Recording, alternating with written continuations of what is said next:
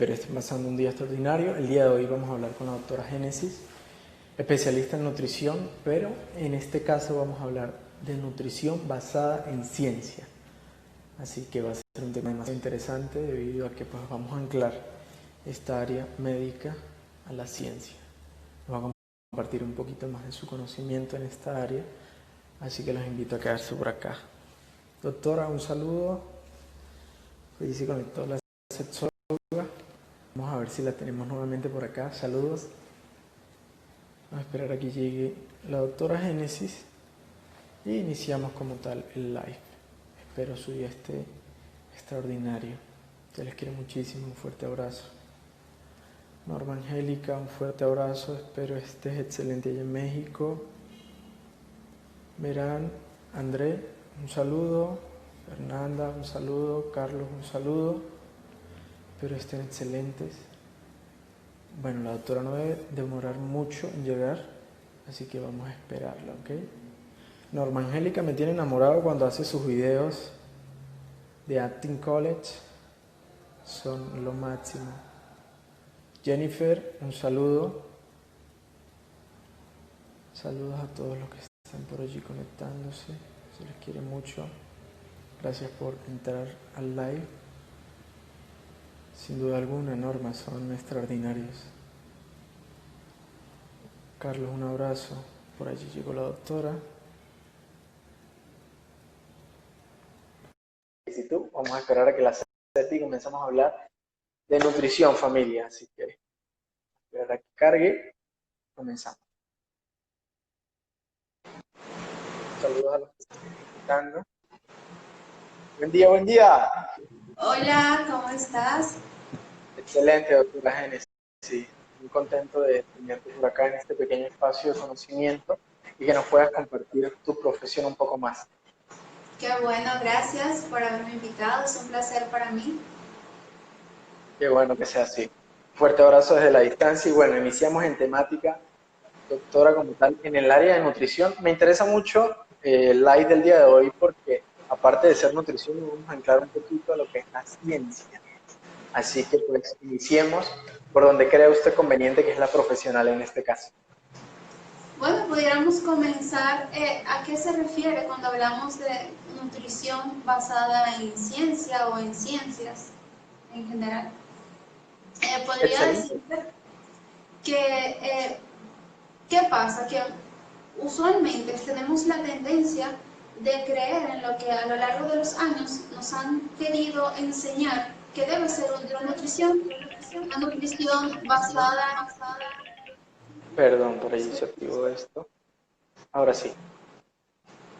Ok, una nutrición basada en una pirámide que es realmente inadecuada fisiológicamente hablando, bioquímicamente hablando. Entonces, una alimentación a base de cereales, a base de carbohidratos, una alimentación sin grasa, que nos ha llevado a ser la sociedad profundamente enferma que somos ahora. Okay. Entonces, es una nutrición que trata de combinar la evidencia científica real, porque realmente hay muchísimos estudios que pueden decir muchas cosas, pero los Sin estudios duda. estadísticos hay que evaluarlos bien, porque es muy fácil manipular lo que se dice, ¿ok? De las conclusiones que se hayan podido determinar, pero que involucra lo que es la bioquímica, lo que es la fisiología, lo que es la forma en la que el cuerpo responde a los alimentos. Importantísimo. Creo que esto es un punto fundamental debido a que pues sabemos que los organismos todos son totalmente distintos y si queremos una nutrición tanto para el día a día como para actividades físicas, deportes de alto rendimiento y demás, es importante saber mucho de estos temas, ¿no, doctora? ¿Cuál cree usted que sería la clave en este caso para una nutrición correcta, pero también sería difícil decirlo debido al metabolismo de la persona, ¿cierto?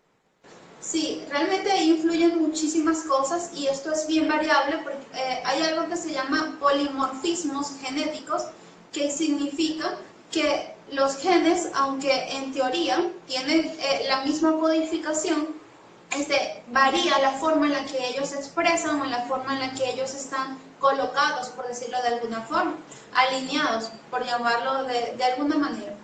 Entonces esto puede variar la manera en que una persona asimile o no un alimento. Incluso también puede variar si una persona puede ser sensible o cómo ese alimento puede responder o puede interaccionar en su intestino. Sin embargo, desde un punto de vista general, pudiéramos decir que una alimentación adecuada debería ser aquella que cumpla con la mayor cantidad o con todos los nutrientes esenciales, que son esos que nuestro cuerpo no puede fabricar.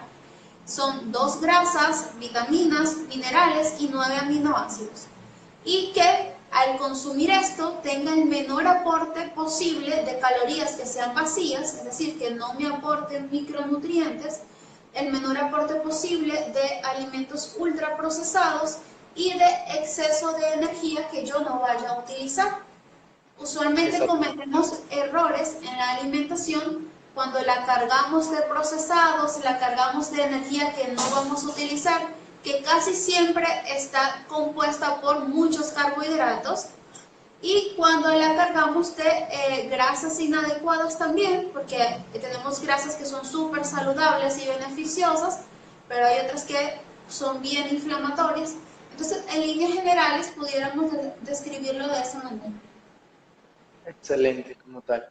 Cuando hablamos de grasas, sabemos que pues esas que son sobresaturadas o que son procesadas, lógicamente son dañinas para el organismo, pero en este caso, desde un punto de vista nutricional, doctora, ¿cuáles son las grasas indicadas que se deben consumir en el día a día, ya sean de procedencia animal o incluso de algún tipo de semillas o incluso frutas? También podemos encontrar grasas como lo es el aguacate, ¿no?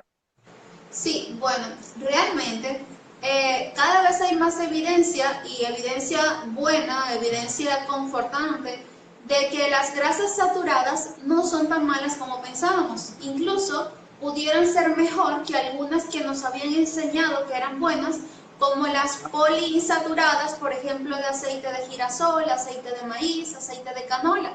¿Por qué? Porque cuando tenemos una grasa saturada, ella es bien estable y es menos posible que pueda hidrogenarse o que pueda generar radicales libres en nuestro cuerpo, y por ende produce menos inflamación. A diferencia de estas otras que al ser poliinsaturadas tienen muchos espacios para que ahí se peguen hidrógenos y que puedan ser inflamatorias para nuestro cuerpo al ingerirlas.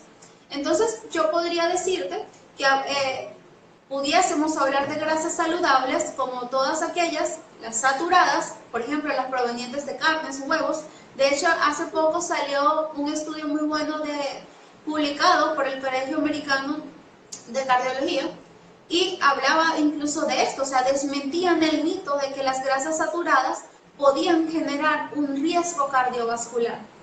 Y también hablamos de algunos vegetales muy importantes como la grasa del aguacate, de coco, de oliva, ¿ok? Básicamente estas, obviamente la que incluye el salmón dentro, el omega 3, que es muy importante, es importantísimo realmente. Pudiéramos hablar de esas. Los frutos secos también. Sí, creo que en aspecto de alimentación tenemos muchas procedencias de diversos aceites y minerales como tal, ¿no? En respecto a una alimentación, doctora, ¿cuál es la recomendación? Comida vegetariana al 100%, ¿es necesario la ingesta de proteínas animales, sí o no, y por qué? ¿O cuál es la recomendación desde un punto de vista un poco profesional anclado, a la ciencia, que en este caso es lo que estamos platicando? Mira, yo no estoy a favor y no tiene ninguna concepción ni emocional ni sentimental, sino por lo que he podido estudiar, no estoy a favor de las dietas vegetarianas estrictas, porque considero que para alcanzar una ingesta proteica adecuada se cae automáticamente en una ingesta muy alta de carbohidratos, de los cuales básicamente la mayoría, por no decir todos, son inflamatorios a nivel intestinal y pueden generar o predisponen a reacciones de autoinmunidad, como por ejemplo los cereales y las legumbres, que son las principales, por no decir las únicas fuentes de proteína vegetal. Son bien altas en carbohidratos y aparte son inflamatorias para el intestino, porque si bien no todos los cereales tienen gluten, estructuralmente tienen proteínas que son bien parecidas al gluten y que en muchos casos pueden generar inflamación intestinal, permeabilidad y reacciones de autoinmunidad. Entonces yo considero que debemos tener una ingesta proteica animal. Ahora bien, no cualquier proteína, no una carne criada en la industria donde se le agregó un poco de antibiótico, un poco de hormona, no el cerdito que está bien estresado, las gallinas estresadas con huevos cargados de hormona, no, sino procedente de la forma más natural posible, que sean criadas de manera libre, y gracias a Dios actualmente lo encontramos. Así es, sin duda alguna. En este caso, pues la recomendación profesional sería un consumo de proteínas mayormente y pues evitar ciertos vegetales en este caso. Sería tener un consumo proteico integral, pero evitar los que pudieran ser inflamatorios y que tengan muchísimos carbohidratos, porque no es beneficioso el consumo alto de carbohidratos a ninguna etapa de la vida. Sin duda alguna, es así. En el caso de pérdida de grasa mediante una estricta nutrición o bajo una nutrición, ¿cuál sería la recomendación en su caso, doctora, para esas personas que quieren perder esos lípidos que tienen allí un poco reservados, más que todo en el área abdominal, las mujeres en el área de cadera y pierna? ¿Cómo sería en cuestión de alimentación? A ver si podemos llegar a hacer una disolución progresiva de esta grasa localizada. Sí, fíjate lo siguiente, realmente con la alimentación es bien difícil que nosotros quitemos grasa localizada de un sitio en específico. Sin embargo, si lo hacemos de manera correcta, podemos conseguir que donde haya más grasa podamos usarla más como combustible, y esto lo hacemos cuando nuestro metabolismo comienza a usar la grasa como fuente de energía. Cuando nosotros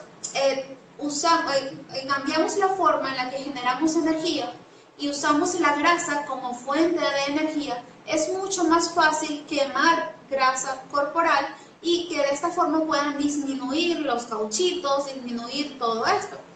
Y esto lo conseguimos a través de una alimentación que sea baja en carbohidratos, de distintos grados de bajo en carbohidratos, y que sea moderada o alta en grasas, con un consumo proteico normal. Perfecto. Y incluso, al contrario, disculpa, a lo que usualmente se pensaba, que cuando comemos grasa, entonces almacenamos grasa, el cuerpo no es tan básico. Sería muy, muy chévere que esto fuese así, pero no funciona así. Él funciona de una manera mucho más compleja y más bien almacena más grasa cuando comemos más carbohidratos que cuando comemos menos con un poco más de grasa. Sí, sin duda alguna. De hecho, hay dietas basadas en solo la ingesta saludable de grasas animales en este caso. Solo no, pero sí mayoritariamente. Ok, perfecto. Ingesta de lácteos, doctora, ¿cómo es eso en respuesta? En realidad, he hablado con varios nutricionistas, especialistas, y nos dicen que no es necesario la ingesta de lácteos recíprocamente en nuestra semana. ¿Qué hay de cierto en esto desde su perspectiva? Bueno, fíjate, nosotros, según está descrito, desde que dejamos la etapa de la niñez, perdemos lo que es la enzima que es capaz de digerir adecuadamente los lácteos. Y por ejemplo, desde el punto de vista de inmunonutrición, a mí me ha favorecido muchísimo el hecho de retirar lácteos, no solo por la lactosa, sino más que todo por la caseína, que suele ser inflamatoria a nivel intestinal. Ahora bien, hay personas en las que no cursan con este tipo de sensibilidad y pudiesen consumir lácteos sin que esto le genere ese tipo de reacciones. Sin embargo, también hay que cuidar qué lácteos yo estoy comiendo, porque igual si fue de un animal que fue criado bajo de la manera inadecuada, o tiene demasiado procesamiento químico, por ejemplo esos quesos que vemos que son casi que anaranjados completamente, entonces no es saludable para nada y puede ser mucho más inflamatorio de lo que debería ser. Así es, sin duda alguna. En este caso afectaría el metabolismo de la persona, o no tanto el metabolismo, sino su sistema digestivo, si es tolerante a la lactosa o no es tan tolerante a la lactosa. y la Sí, procedencia del mismo, ¿no? exacto, afectaría tanto el sistema digestivo por lactosa y por caseína como el sistema inmunológico también. Y como todo esto está muy relacionado a lo que es la parte neurológica, también cuando trabajamos con alteraciones del neurodesarrollo, niños con autismo, niños con TDAH, también esto pudiera afectar lo que es las alteraciones o lo que es el neurodesarrollo como tal. Así es, sin duda alguna. En el caso de ingesta de comidas recomendables por el especialista, en este caso usted nuevamente, valga la redundancia, ¿cuántas comidas al día, doctora? Desayuno, almuerzo, cena, en esos tres espacios, entre meriendas, ¿cómo es recomendable que sea en cantidad un poco grande, si es una comida principal como el desayuno, el almuerzo y la cena? ¿Qué recomienda en este caso usted? Ok, mira, yo recomiendo que no es necesario tener una frecuencia tan grande de comidas durante el día. De hecho, cuando nosotros comemos más veces al día, menos le damos la oportunidad a nuestro cuerpo que suban hormonas como ¿Me escucha? Sí, sí. Ah, ok. Que suban hormonas como la leptina, que es la hormona de la saciedad, y que hormonas como la grelina, que es la hormona del hambre, logren tener su descenso. Entonces pasamos todo el día con hambre. Aparte, el comer tantas veces al día promueve lo que es el almacenamiento de las grasas. Por eso, o sea, la mayor cantidad de veces que yo recomiendo comer sería 3 veces al día sin meriendas. Incluso hay pacientes que yo les digo, yo prefiero que hagan un postre como parte de la comida, entiéndase postre saludable, sin azúcares, sin harina procesada, etcétera, pero como parte de una comida, a que coman y más tarde meriende y más tarde otra cosa, eso no está bien. Ahora, también en algunos casos o en gran parte de los casos podría beneficiarse de tener periodos de ayuno, es decir, momentos del día en el que yo no ingiero alimentos durante varias horas o simplemente la prolongación del ayuno nocturno que hacemos mientras dormimos, y esto ha descrito muchos beneficios en cualquier persona. Vale, excelente. Por allí, Andrea pregunta algo muy importante. ¿Es recomendable el ayuno intermitente? Mira, yo considero que cualquier persona podría beneficiarse de ayunar de forma intermitente o de otro tipo de manera, siempre y cuando lo haga de la manera correcta. Porque el único problema de cuando ayunamos es o ocurre cuando las veces en las que estamos comiendo no ingerimos los alimentos adecuados. Por ejemplo, si yo estoy ayunando, ayuné toda la noche mientras dormía, y mi primera comida la voy a hacer a las 12 del mediodía, y yo de esa primera comida me como un pan, o como por ejemplo un plato de pasta que es muy alto en carbohidratos. No es la forma adecuada de romper el ayuno, porque mi cuerpo ya estaba entendiendo que debía usar la grasa como fuente de energía, y al yo dar esa cantidad tan grande de carbohidratos y generar un pico de glucosa tan alto, que consecuentemente eleva la insulina de forma también brusca, eso pudiera ser perjudicial y no está bien. Entonces, otra cosa es que cuando ayunamos de forma intermitente, eso mantenido en el tiempo puede traer consigo que tengamos menos hambre. Y eso es beneficioso hasta cierto punto. ¿Por qué? Porque podemos caer en el error de no tener la cantidad suficiente de nutrientes en nuestra alimentación. Entonces hay que cuidar ambas cosas, lo que comemos y comer los nutrientes suficientes. Excelente que sea así. En mi caso, yo suelo hacer mis ejercicios muy temprano, incluso 5 de la mañana en ayunas, hago mi carga de ejercicio, luego voy a mi ingesta alimenticia, la cual se suele basar en la primera hora en muchas frutas y en este caso proteína básica, huevo. ¿Cómo influye el hacer una carga de ejercicio en ayuno para después nuevamente ir al aspecto de nutrición? ¿Cómo debería de ser esa nutrición adecuada después de un ayuno? Ya sea en el caso que estoy diciendo, que es ejercitarse a primera hora, o incluso un ayuno prolongado por un día o varios días. ¿Cuál sería la recomendación en su caso? La recomendación sería que la alimentación estuviera basada en sus fuentes de proteínas, puede ser huevos u otra fuente de proteica, lo menos procesada posible, y grasas saludables, pudiendo incluir allí algunos vegetales, ¿ok? Por ejemplo, quizá en caso de que sea temprano, quizá algunas espinacas, algunos otros vegetales, para evitar ese pico innecesario que en ese momento para de romper el ayuno de insulina. Ahora bien, en el caso de que tú no estés llevando una alimentación muy baja en carbohidratos, como en tu caso, y vas a hacer una recuperación posterior al ejercicio, te recomendaría estos parámetros, pero sumado a una pequeña carga de carbohidratos que preferiblemente no sea frutas, ya que la fruta no es un buen carbohidrato para el post-workout.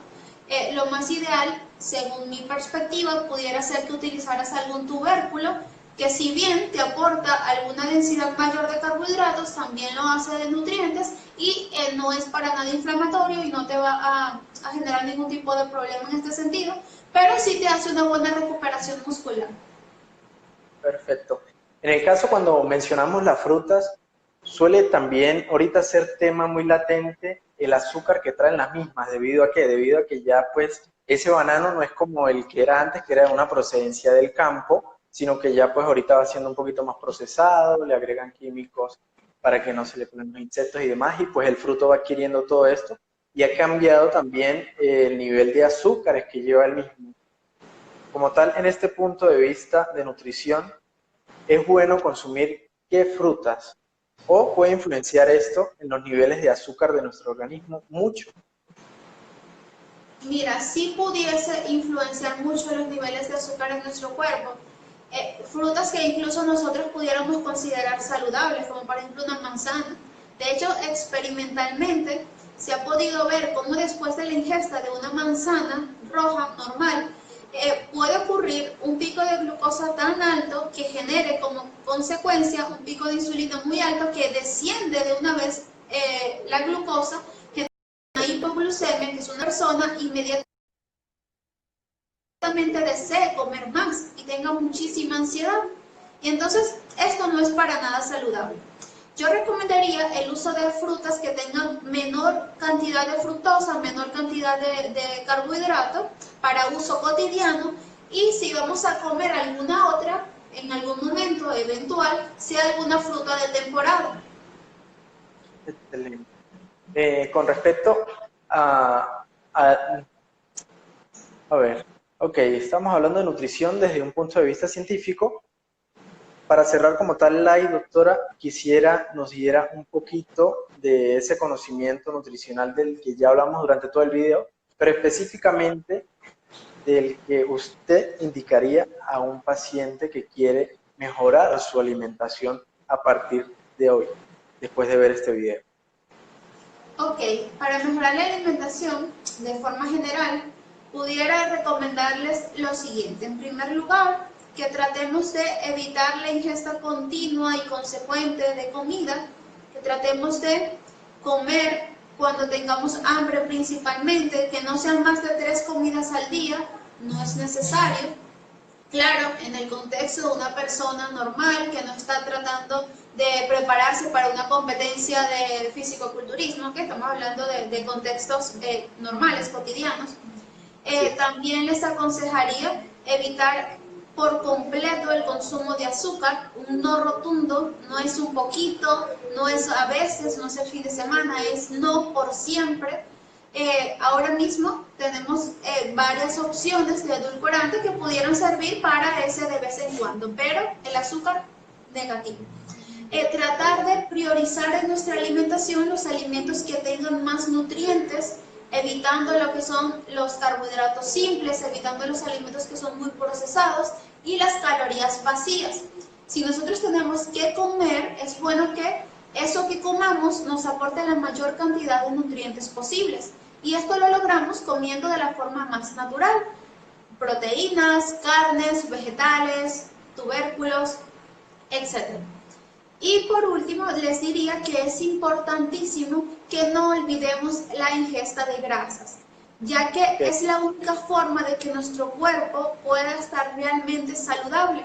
Nuestras neuronas necesitan grasa para poder estar saludables, para poder regenerarse, para que la neuroplasticidad esté funcionando y podamos tener una reserva cognitiva adecuada para que cuando vengan nuestras edades posteriores y ya estemos bien mayores, entonces tengamos cómo responder neurológicamente y evitar procesos como la demencia. Nuestras hormonas necesitan grasas también para formarse. Esto es importantísimo porque necesitamos tener niveles óptimos de estrógenos, de testosterona, de todas las hormonas que requerimos, incluso de vitamina D, que aunque es una vitamina, tiene funciones tan importantes en nuestro cuerpo que muchas veces es catalogada también como casi una hormona. Y sin grasas saludables no podemos formar las vitaminas D que necesitamos. Y por último, no hacemos nada comiendo bien si no dormimos de manera adecuada, si no nos ejercitamos y si no tratamos de respetar nuestro cuerpo en todos los demás ámbitos. Sí suma, pero no es suficiente. Necesitamos acompañar una alimentación adecuada, de descanso, de movimiento, de crecimiento espiritual. Todo esto es lo único que puede ayudarnos a que nosotros realmente podamos tener salud y podamos aprovecharlo. Importantísimo eso que mencionas al final, porque no es solo nutrición, sino también tenemos que armonizar diversas áreas de nuestro estar. Con respecto al azúcar, ok, eliminada al 100%, la sal, doctora, eliminada en casi su totalidad o en la totalidad. No, ¿qué pasa con la sal? Fíjate que cuando nosotros comemos bajo carbohidrato, nuestro riñón no funciona como cuando comemos alto carbohidrato. Cuando comemos bajo carbohidrato, el riñón no retiene sal, pero necesitamos sodio. Entonces necesitamos consumir sal, no mucha, cantidad moderada, pero la necesitamos para que nuestro cuerpo funcione de la manera correcta. Incluso me atrevo a decir que todas las complicaciones que he visto de personas que han iniciado restricciones de carbohidratos por su cuenta y luego han llegado a mi consulta, ha sido por una mala ingesta, una digesta inadecuada de lo que es sal y demás minerales. Entonces esto es bien importante.